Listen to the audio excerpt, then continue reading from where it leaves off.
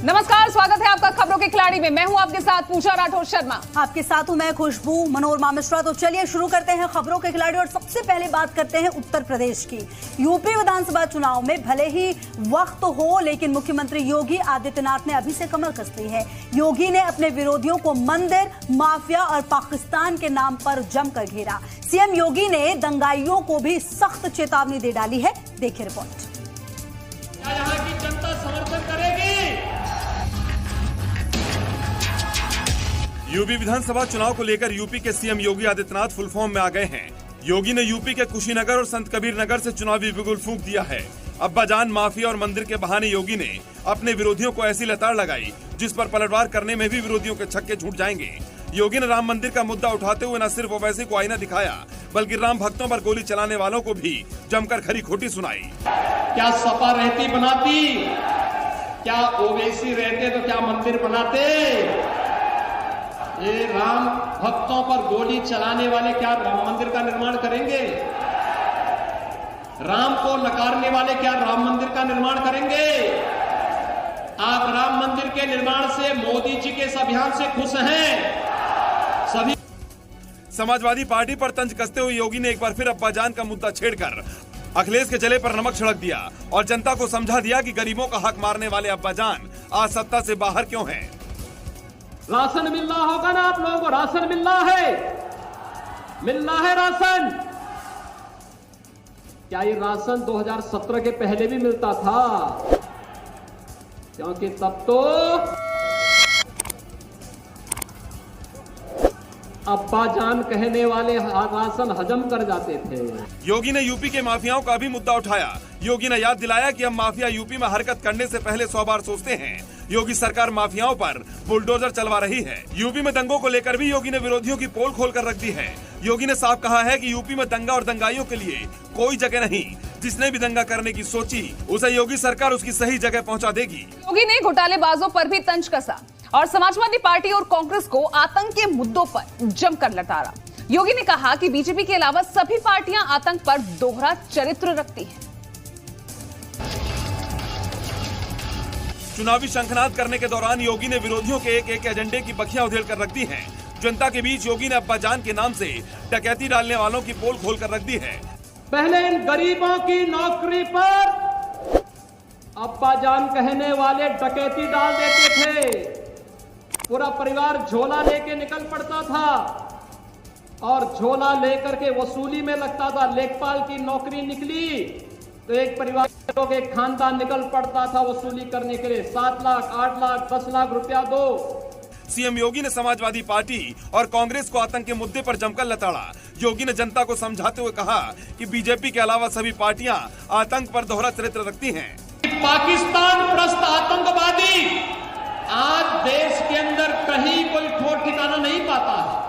और नहीं तो 2012 में समाजवादी पार्टी की सरकार आई थी, सबसे पहला काम क्या हुआ था? आतंकवादियों के मुकदमों को वापस करने का काम उन्होंने कर दिया। योगी ने जिस तरह से मंदिर, माफिया, अब्बाजान और आतंक के नाम पर विपक्ष पर प्रहार किया, उसे देखकर कहा जा सकता है कि आने वाले दिनों में योगी का बेहद आक्रामक चुनावी अंदाज देखने को मिलने वाला है।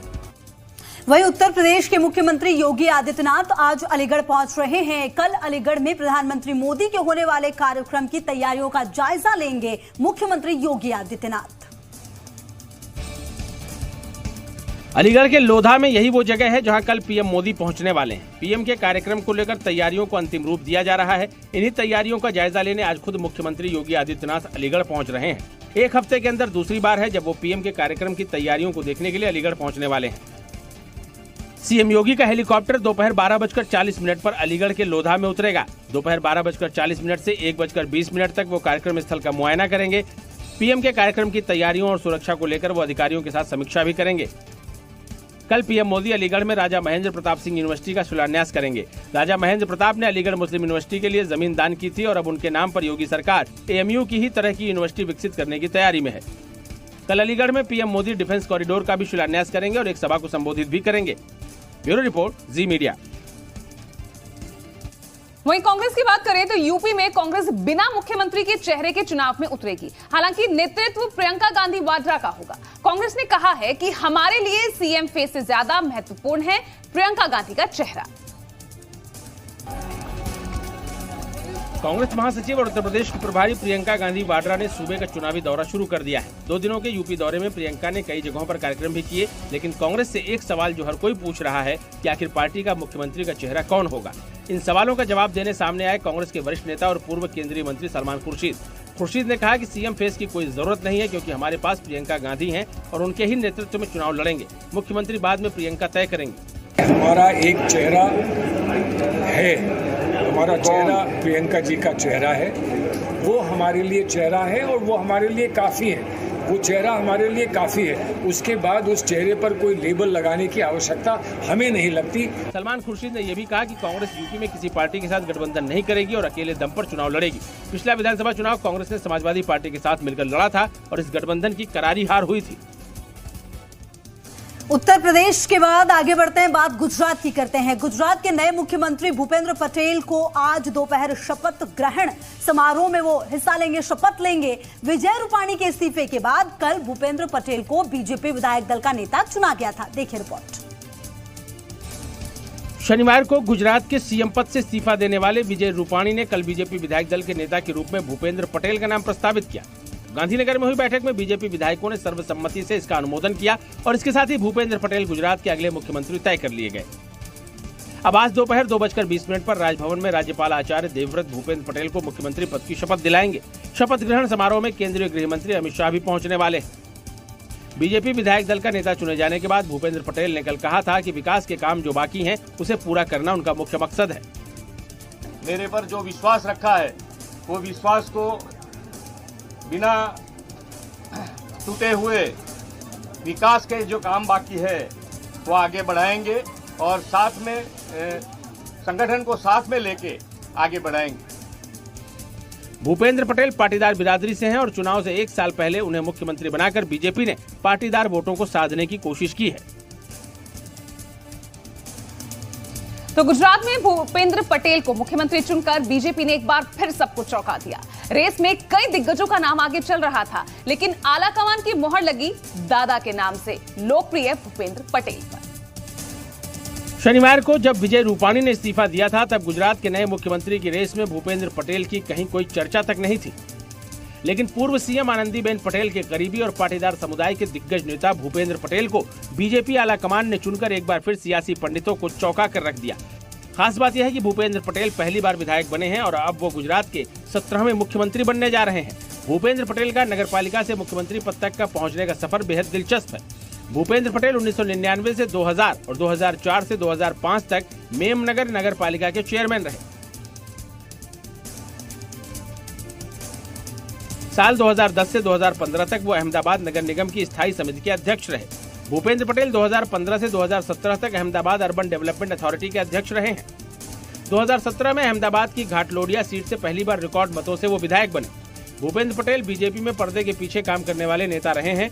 जिस इलाके से वो विधायक हैं वो गांधीनगर लोकसभा सीट का हिस्सा है, जहां से केंद्रीय गृह मंत्री अमित शाह सांसद हैं। इसलिए भूपेंद्र पटेल शाह के करीबी भी माने जाते हैं। नॉर्थ कोरिया के सनकी तानाशाह ने मिसाइल छोड़कर एक बार फिर पूरी दुनिया को परेशान कर दिया है। नॉर्थ कोरिया ने रविवार को लंबी दूरी की अत्याधुनिक क्रूज मिसाइल का ताबड़तोड़ परीक्षण किया और अमेरिका को सीधी चेतावनी दे दी। देखिए रिपोर्ट।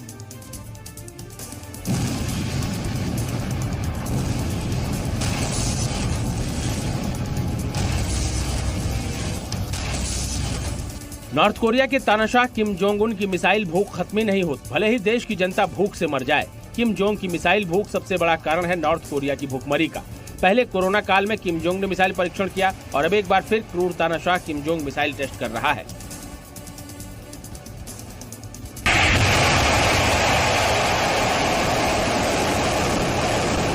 नॉर्थ कोरिया ने लंबी दूरी की अत्याधुनिक मिसाइलों का ताबड़तोड़ परीक्षण करके एक बार फिर सनसनी मचा दी है। रविवार को हुए परीक्षणों के दौरान मिसाइलों ने अपने लक्ष्य को भेजने से पहले 930 मील की दूरी तय की।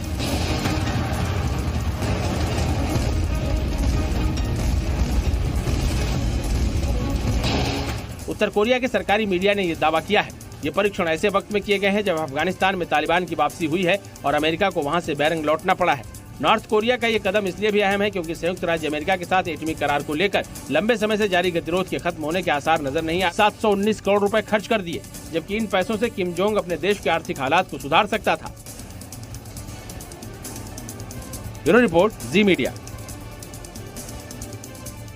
तो दुनिया भर में मानवाधिकारों के उल्लंघन के चैंपियन नॉर्थ कोरिया ने अफगानिस्तान की हालत पर अमेरिका और ब्रिटेन को जमकर कोसा है। किम जोंग ने अफगानों के हालात के लिए अमेरिका को भी जिम्मेदार बताया। अफगानिस्तान में तालिबान की हरकतों पर अमेरिका ने मानवता की दुहाई क्या दी। नॉर्थ कोरिया का क्रूर तानाशाह किम जोंग भड़क गया और इसे अमेरिका का पाखंड करार दे दिया। किम जोंग ने अमेरिका और ब्रिटेन को जमकर कोसा और कहा कि आज अफगानिस्तान में जो भी हालात हैं उसके लिए अमेरिका जिम्मेदार है। नॉर्थ कोरिया के विदेश मंत्रालय ने दावा किया है कि अफगानिस्तान में हजारों लोगों के जीवन को खतरे में डालने के लिए अमेरिका, ऑस्ट्रेलिया और ब्रिटेन अफगानिस्तान में तालिबान के कब्जे को लेकर मुख्य अपराधी हैं। किम जोंग ने दावा किया कि चीन, क्यूबा, ईरान और वेनेजुएला समेत अन्य देश जो संयुक्त राष्ट्र की सूची में दुनिया के 10 सबसे खराब मानवाधिकार वाले देशों की लिस्ट में शामिल है, वो इससे नाराज है। किम जोंग ने अपने बयान में आगे कहा कि अमेरिका निर्दयता से जीवन के अधिकार, मानवाधिकारों के मूल अधिकार को भी कुचल रहा है और इसकी निंदा भी कर रहे हैं। आपको बता दें कि 20 साल बाद अफगानिस्तान से वापसी के बाद तालिबान का जो बर्बर चेहरा पूरी दुनिया ने देखा, उसको लेकर दुनिया के दूसरे मुल्कों में बेहद नाराजगी है, जिसमें नॉर्थ कोरिया भी शामिल है। दरअसल अफगानिस्तान से नाटो फौज की वापसी के तुरंत बाद तालिबान ने काबुल पर कब्जा कर लिया था। तालिबान ने कुछ दिन पहले ही अपनी आतंकी सरकार का आधिकारिक ऐलान भी। अफगानिस्तान में तालिबान हुकूमत आने के बाद पाकिस्तान की इमरान सरकार हर मुद्दे पर उसका मार्गदर्शक बनने की कोशिश कर रही है, लेकिन तालिबान उसको हर मुद्दे पर झटका दे रहा है। अब तालिबान ने पाकिस्तानी करेंसी में कारोबार करने से इनकार कर दिया है। देखिए रिपोर्ट। बंदूक के दम पर अफगानिस्तान की सत्ता हासिल करने वाले तालिबान का समर्थन कर पाकिस्तान अपने हित साधने की जुगाड़ में था, लेकिन तालिबान ने उसे झटके पर झटका दिया है। तालिबान ने बायलैटरल ट्रेड यानी आपसी कारोबार के मुद्दे पर पाकिस्तान का ऑफर ठुकरा दिया है। इमरान सरकार ने कहा था कि वो अफगानिस्तान से पाकिस्तानी रुपए में ट्रेड करने के लिए तैयार है। तालिबान ने इससे साफ इनकार कर दिया है। उसने कहा है, हम साफ कर देना चाहते हैं कि आपसी कारोबार तो हमारी मुद्रा यानी अफगानीज में ही होगा, करेंसी को नहीं बदला जाएगा। हम अपनी पहचान का महत्व समझते हैं और इसे बनाए रखेंगे, इससे कोई समझौता नहीं किया जा सकता। दरअसल अफगानिस्तान के पास अभी डॉलर्स की दिक्कत है। अमेरिका ने उसके 9 अरब डॉलर के फंड ब्लॉक कर रखे हैं। पाकिस्तान इस जुगत में था कि वो अफगानिस्तान की इस परेशानी का फायदा उठाकर उसे पाकिस्तानी रुपए में कारोबार के लिए तैयार कर ले, लेकिन तालिबान ने उसे ठेंगा दिखा दिया। कुछ दिन पहले पाकिस्तान ने काबुल एयरपोर्ट को फिर से तैयार करने और उसका ऑपरेशन शुरू करने का ऑफर दिया था। तालिबान ने पाकिस्तान को तवज्जो नहीं दी और ये काम तुर्की और कतर को दे दिया। इसके बाद पाकिस्तान ने तालिबान को एडमिनिस्ट्रेशन में मदद का प्रस्ताव दिया। तालिबान ने ये कहते हुए इस ऑफर को भी ठुकरा दिया कि वो अपने हिसाब से काम करेगा और अब उसने पाकिस्तानी रुपए में कारोबार करने से इनकार कर एक और झटका दिया है। विशेषज्ञों की माने तो तालिबान को लग रहा है कि अगर वो पाकिस्तान के साथ ज्यादा नजर आएगा तो इसकी वजह से पश्चिमी देश उनको आर्थिक तौर पर मदद देने से पीछे हट सकते हैं, जिससे उन्हें नुकसान हो सकता है। लिहाजा वो पाकिस्तान से एक निश्चित दूरी बनाकर चलना चाहते हैं।